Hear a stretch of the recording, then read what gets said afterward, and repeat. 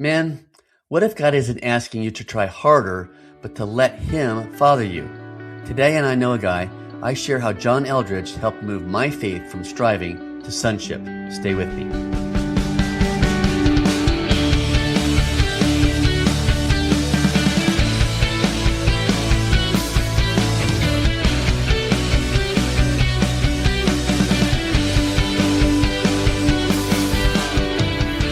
Welcome to I Know a Guy podcast. I am Steve Cummings, your podcast host, founder, and chief identity catalyst of Bringing Kingdom, where we're helping men discover their true identity as beloved sons and live from it every day. And this week and all this week, I'm sharing with you about spiritual Sherpas and the men who spoke into my life. There was this long season in my life where I knew God was real.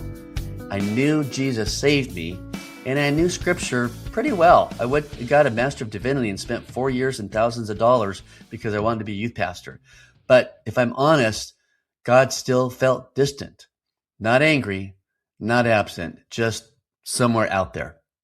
I was faithful, I was responsible, I was consistent, but men, internally, my faith was driven more by duty than delight. Read the Word, have a quiet time, pray, show up at church, shepherd your wife, be the leader, be the man. It was all this stuff, and that was all out of duty.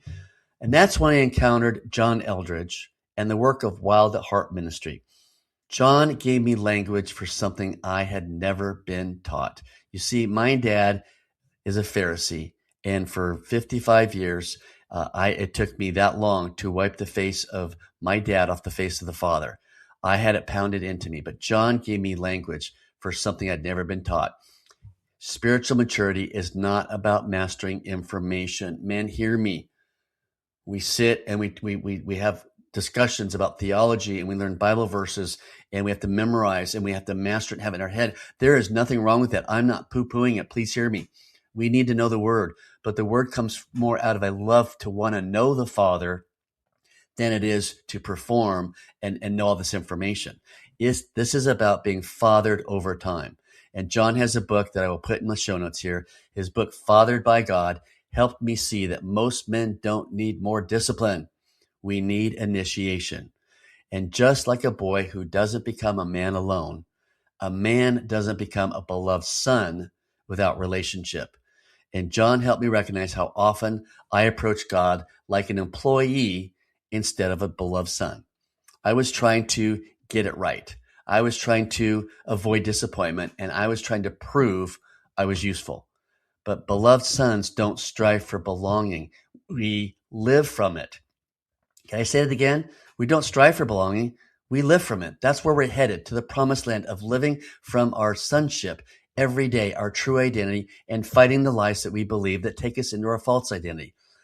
Later, John wrote some books called Resilient and Experience Jesus Really, and something for me shifted even deeper. I realized Jesus wasn't just someone I believed in, he was someone I could interact with, to listen to, and to receive from daily. And here's a huge transformative piece that comes from John Eldredge's ministry. Men, I invite you to go to your app store right now and look for the 1 minute pause. That was transformative to me. It allowed me to stop and to breathe and to let God speak before I performed. This verse became real to me in a new way. 1 John 3:1.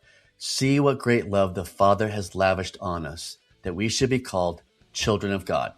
And that is what we are. And not just children of God, we are beloved sons of the Father. John was and still is a spiritual Sherpa for me because he didn't push me up the mountain, man.